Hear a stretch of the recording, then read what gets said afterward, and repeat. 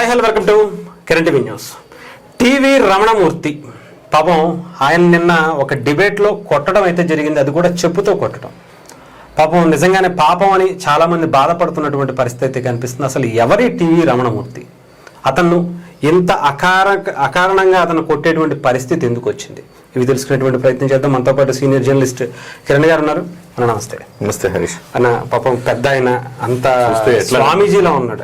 ఆయన కనబడట్లా. ఒకసారి వీడియో కూడా మీకు ప్లే చేస్తాను, తర్వాత అంటే నాకు చూడాలని కూడా ఉంది, మళ్ళీ చూడాలని. రైట్. ఫోటో పేపర్ నుంచి కటింగ్ చూపిస్తున్నాడు. ఇది దాంట్లో ఆయన మోదీ గారి శ్రీకృష్ణుడు తలకాయ తీసి మొత్తం అన్ని తలకాయలు వచ్చి శ్రీకృష్ణుడు తలకాయ తీసేశారు, తీసి మోదీ గారు తలకాయ పెట్టారు దాంట్లో. ఇది అన్ని కూడా మేము బాధపడేది. అదే విధంగా హిందువుల యొక్క ప్రధానమైనటువంటి అవకాశం ఇచ్చినప్పుడు శ్రీకృష్ణుడు తలకాయాలంటే చెప్పు తీసుకొని కొడతా. ఇతని పేరు కశ్యప్ రెడ్డి. చెప్పు తీసుకొని కొడతానంటే కొట్టమన్నాడు. ఇప్పుడే కొడతా మళ్ళీ వేస్తాను. అవకాశం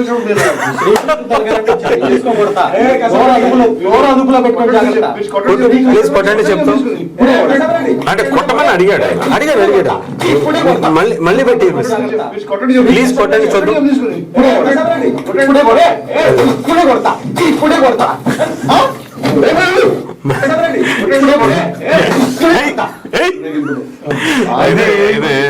చాలా మంది పాపం ఆంజనేయ స్వామి వేషం కట్టించి బీజేపీ జెండా పట్టి.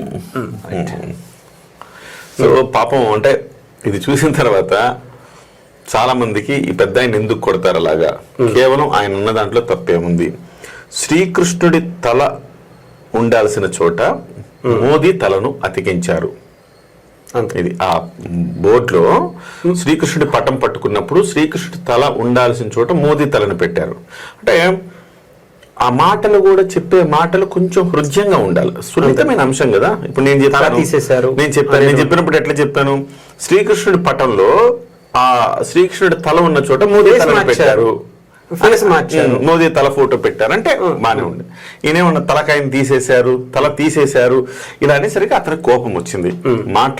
మాట్లాడినప్పుడు ఇమ్మీడియట్ గా అతన్ని ఆ రకంగా కొట్టాల్సిన అవసరం ఏమొచ్చింది అనేది చాలా మంది ప్రశ్న. ఏమో అంత చెప్పుతో కొట్టేయాల్సినంత అవసరం ఏమొచ్చింది అంటే కొన్ని ఉంటాయి హరీష్. నేను ప్రతిసారి చెప్తా ఉన్నా ఆ ఎగ్జాంపుల్. శిశుపాలుడు తప్పులు 100 అయిన తర్వాతే శ్రీకృష్ణుడు చక్రం వేశాడు. 100వ తప్పు కోసం వేయలేదు ఆయన. 100వ తప్పు కోసం వేయలేదు. నేను ఈ కశ్యప్ రెడ్డిని శ్రీకృష్ణుడితో పోల్చట్లేదు, అది కాదు. కానీ నా ఉద్దేశం చెప్తున్నా. ఇంతకు ముందు ఈ ప్రశ్న రావణ్ గాడి మీద పెట్టినప్పుడు కూడా మన మధ్య ఈయన గురించి నువ్వు వీడియో చేసావు. ఈయన సుధపూస కబుర్లు చెప్తున్నాడని చెప్పి ప్రశ్న రావణ్ ని సపోర్ట్ చేశాడు ఈ మనిషి.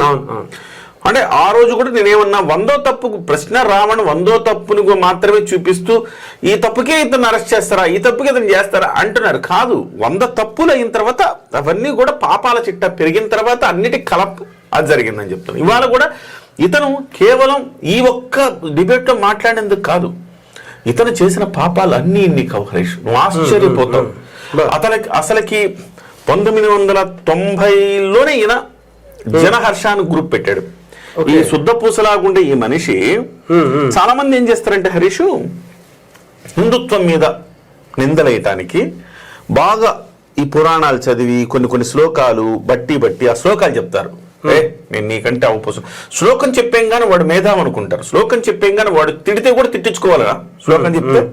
సో అట్లా కొంతమంది ఇప్పుడు బ్రదర్ షరీఫ్ లాంటి వాళ్ళు హిందూ భగవద్గీతలో శ్లోకం చెప్తాడు, చెప్పి ఇదంతా కూడా ఇస్లాం నుంచే వచ్చింది అంటాడు. ఇదొక స్ట్రాటజీ. ఈ ముసలాయన కూడా అదే స్ట్రాటజీ ఫాలో అవుతాడు. ఇతను ఏంటంటే ఇట్లా ఋషిలాగా వేషం వేసుకొని సాధువులాగా జగతి పబ్లిషర్స్ కాదు అదే అయితే జనహర్ష పబ్లిషర్స్. జనహర్ష గ్రూప్ అనేది 1996లో ఈ మనిషి 1990లోనే జనహర్ష గ్రూప్ అని ఏర్పాటు చేశాడు.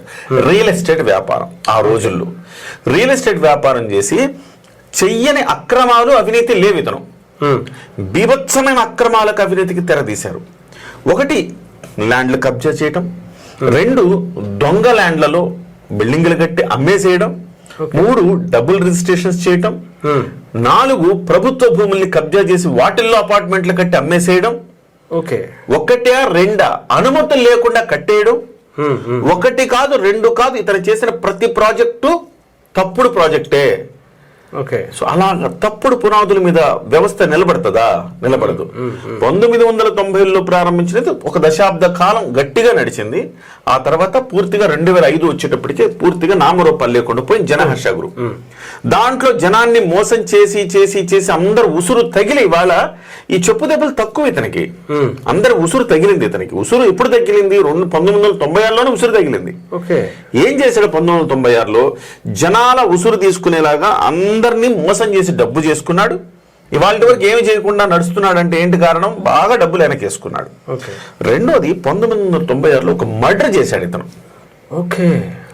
ఇతనికి నవీష్ మూర్తి అని ఇతని పార్ట్నర్ ఉన్నాడు. ఆ నవీష్ మూర్తి ఇందులో డబ్బులు నేనే ఎక్కువ పెట్టా, జనహర్షలో నాకు 74% వాటా కావాలి అని అడిగాడు. అప్పటికే ఇతను 74% వాటా కావాలని అడిగినప్పుడు ఇతని స్నేహితుడు ఒక అతను ఉండేవాడు, పింగళి చైతన్య అని, ఒక జర్నలిస్ట్ అతను. అతని ద్వారానే విజయ విహారం అనే పత్రికని ఇతను స్థాపించాడు. ఆ విజయ విహారంలో కూడా ఇట్లాంటి అంటే వెగటు పుట్టే స్టోరీలన్నీ కూడా వేసేవాడు విజయ విహారంలో. సో అతను ఏం చేశాడంటే ఆ నవీష్ మూర్తి నాకు 74% వాటా కావాలి దీంట్లో అని అడిగాడు. అడిగితే అట్లా అడుగుతున్నాడు, ఇబ్బంది పెడుతున్నాడు అనే ఉద్దేశంతో విజయ్ సింగ్ అని ఒక సిఐ ఉండేవాడు అప్పట్లో, ఒక పోలీస్ అధికారి, SIR సిఐ. ఆ పోలీస్ అధికారి నవీష్ మూర్తి ఇద్దరు స్నేహితులు. ఆ నవీష్ మూర్తి స్నేహితులైన పోలీస్ అధికారి విజయ్ సింగ్ ని కొనేశాడు ఇతను 10 లక్షలకి. కొనేసి ఈ నవీష్ మూర్తిని ఒక రహస్య ప్రదేశానికి తీసుకురా అని చెప్పాడు. సో అతను ఏం చేశాడంటే ఎల్బీ నగర్ దగ్గర ఎక్కడో రహస్య ప్రదేశానికి తీసుకెళ్ళారు, ఒక హోటల్కి తీసుకెళ్లారు. తీసుకెళ్లి సరదాగా కూర్చున్న రాగురు అని చెప్పి తీసుకెళ్లి మత్తు మందు కలిపిన పానీయం తమతో తాగించాడు. స్నేహితుడే కదా అని అనుమానం ఎందుకు తాగాడు. స్పృహ కోల్పోయాడు. ఆ స్పృహ కోల్పోయిన తర్వాత ఈ రమణమూర్తికి కాల్ చేశాడు, ఈ శుద్ధపూసకి కాల్ చేశాడు. శుద్ధపూస విత్ మంది మార్బలం గ్యాంగ్ వేసుకుని ఆ హోటల్కి వెళ్ళాడు. వెళ్ళి అప్పటికి మళ్ళీ స్పృహలోకి వస్తుంటే ఇతన్ని చంపేయాలి అని విజయసింగ్కి తెలుసో లేదో, ఇట్లా చంపేస్తానని తెలుసో లేదో, కొడతారో ఇంకోటి అనుకున్నాడేమో తెలియదు. మొత్తం మీద తీసుకొచ్చి ఆడ బంధించి ఆడ మత్తు మంది ఇచ్చి పడిపెట్టేట్టు చేశాడు. అతని ఛాతి మీద రమణమూర్తి ఎక్కి ఊపిరాడకుండా ముక్కు మూతి మూసేసి మిగతా వాళ్ళ అతని అనుచరుల సహాయంతో అతను లిటరలీ అరాచకంగా హత్య చేశాడు. చంపేశాడు, ప్రాణం పోయినంత వరకు చంపేశాడు. చంపిన తర్వాత ఏం చేయాలనుకుని తీసుకెళ్లి నేరుగా సహారా అనేది ఉండేది అప్పట్లో, ఈ జనహర్ష వాళ్ళది. సహారా క్లబ్కి తీసుకెళ్ళాడు.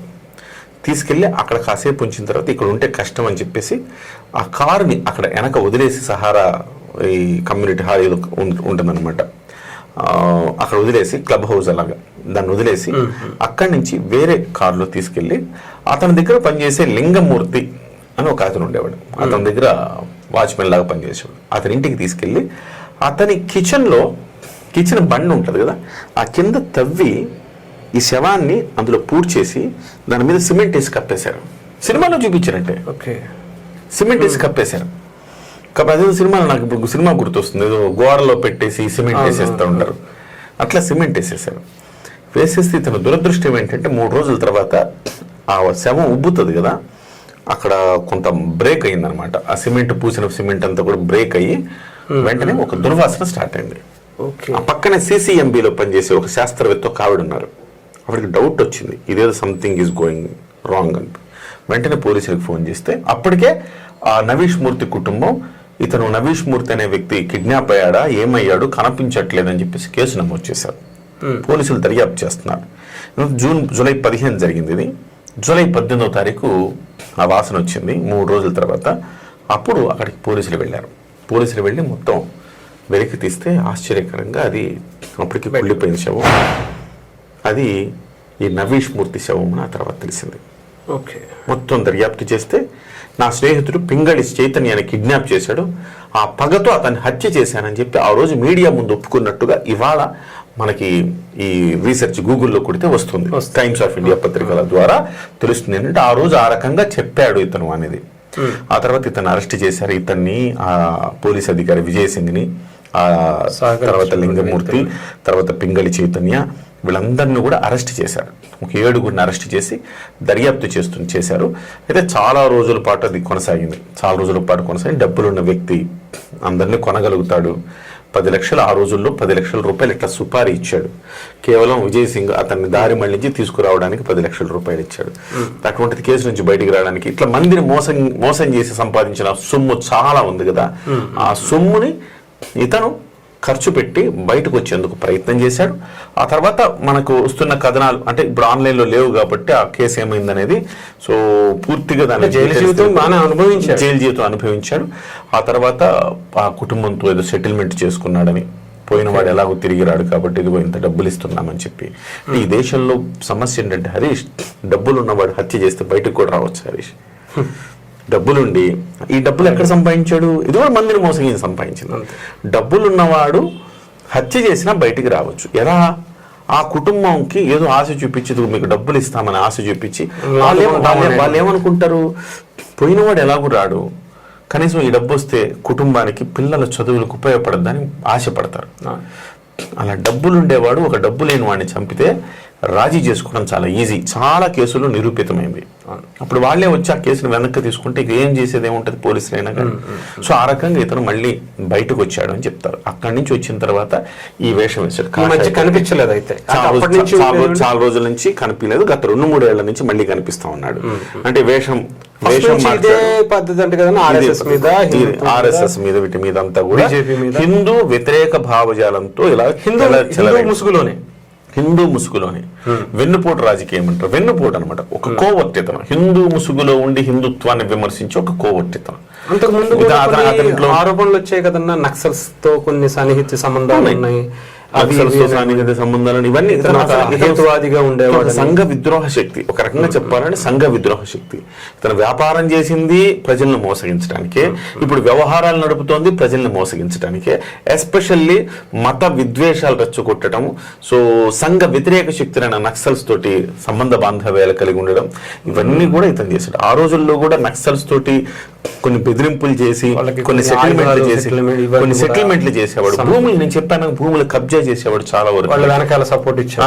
అలాంటప్పుడు వాళ్ళని ఆ రోజుల్లో అన్నాలకు ఫేమస్ కదా, వాళ్ళకి ఫండింగ్ కావాలి కదా, ఆ ఫండింగ్ కోసం వాళ్ళని ఉపయోగించుకునేవాడని. అంటే అది కూడా మీకు నక్సల్ ఉద్యమం కూడా ఎప్పుడో తప్పుదారి పట్టేసింది, ఎప్పుడో తప్పుదారి పట్టింది. కేవలం వాళ్ళ ఫండింగ్ కోసం ఇలాంటి బాగుండేది కానీ ఇలాంటి నీచుల కోసం వాళ్ళని బెదిరించి వీళ్ళని బెదిరించి ఆ స్థాయికి దిగజారారు. వాళ్ళని ఉపయోగించుకున్నాడు, వాళ్ళకి ఫండింగ్ చేశాడు. ఇతను చాలా దుర్మార్గుడు. సో ఇవాళ ఈ చెప్పుతో కొట్టడం వల్ల ఇన్ని రహస్యాలు ఇతని గురించి ఇన్ని వివరాలు బయటకు వచ్చినాయి. నిజంగానే చాలా మందికి తెలియకపోవచ్చు. స్వామి ఆ రోజుల్లో అప్పుడప్పుడే మేము జర్నలిజంకి వచ్చిన కొత్తల్లో, ఈటీవీలో ఉన్న కొత్తల్లో ఈ కేసు నేను ఎరుగుతున్నాను. జనహర్ష గ్రూప్ కట్టిన ఇళ్ళన్నీ కూడా పెచ్చులుడి రాజీవ్ స్వగృహ ఇల్లు కట్టేస్తుంటారు, ఇందిరమ్మ ఇల్లు. పెచ్చులు ఎప్పుడు కింద పడిపోతే తెలియదు. ఇవాళంటే గవర్నమెంట్ చాలా చక్కగా, ఆంధ్రప్రదేశ్ గవర్నమెంట్ టిట్కో ఇల్లు కడుతుంది. కానీ ఆ రోజుల్లో ప్రభుత్వ ఇళ్లలో ఉండాలంటే ఏ రోజు ప్రాణం పోతుందో తెలియదు. సో అలాంటి స్థితిలో ఇతని జనహర్ష ఇళ్ళు కూడా అట్లే ఉండేవి. అప్పుడు ఆ ఎల్బీ నగరు, దిల్షుక్ నగరు, ఆ ఏరి కొత్తపేట, ఆ ఏరియాలని ఆసరాగా చేసుకుని అక్కడ కట్టడం జరుగుతూ ఉండేది. రాజకల్సి ఈ శుద్ధపూస ఇవాళ మాట్లాడతాడు. ఈ శుద్ధపూస గురించి ఇవాళ కొట్టడం తప్పండి అని కొంతమంది శుద్ధపూసలు మళ్ళీ మాట్లాడతారు. మాజీ డీజీపీలు కూడా వచ్చారా? ఏమి సపోర్ట్ కొట్టడం తప్పు అంటే ఇవాళ రోజుల్లో మనము న్యాయంగా ఉండాలి, ధర్మంగా ఉండాలంటే రోజుల్లో. ఒకప్పుడు గాంధీ మహాత్ముడు ఏం చెప్పాడు, ఒక చెంప మీద కొడితే ఇంకో చెంప చూపించండి అనేవాడు. వాడికి అవతల ఎందుకు అనేవాడు, అవతల ఇచ్చి మనం ఇట్లా చేసాం, తప్పు చేసాం, ఒక చెంప మీద కొడితే ఇంకో చెంప చూపిస్తున్నాడు, ఇతను ఎంత మంచోడు. ఇవాళ అట్లా కాదు, ఒక చెంప మీద కొట్టిన తర్వాత రెండో చెంప చూపించినా చూపించకపోయినా 2 చెంపలు వాయించేస్తున్నారు, అసలు లేపేస్తున్నారు కూడా. సో కాబట్టి ఇలాంటి నీచులకు సపోర్ట్ చేసే శుద్ధపూసలందరికి కూడా చెప్తున్నా, ఒకసారి ఇతని చరిత్ర చూడండి. ఆ చరిత్రకి దీనికి సంబంధం అంటే మీలాంటి మీరు కూడా పాపం అని బట్టి ఇలా తయారయ్యారు. కాబట్టి ఇలాంటి వాడిని కొట్టినా పాత్రేసిన ఎటువంటి పాపము లేదు. ఇలాంటి ఒక నీచుడు, ఒక నవీష్ మూర్తి అనే వాడిని అడ్డంగా చంపేసిన ఒక ఏమంటారు, కూనీకోరు ఇతను, హంతకుడు, కూనీకోరు ఇతను. డబ్బు నుండి బయటకు రావచ్చేమో కానీ ప్రపంచం దృష్టిలో ఇతను కూనీకోరే కదా. అంతే కదా, ఒకసారి జైలుకి వెళ్ళి వచ్చి ఎంత చంపేసానని ఓపెన్గా ఒప్పుకున్న తర్వాత ఇంకే ఉంటారు. రైట్ అన్న, థ్యాంక్ యూ. ఇది చాలా మంది తెలియాల్సినటువంటి విషయం. Right. Thank you so much.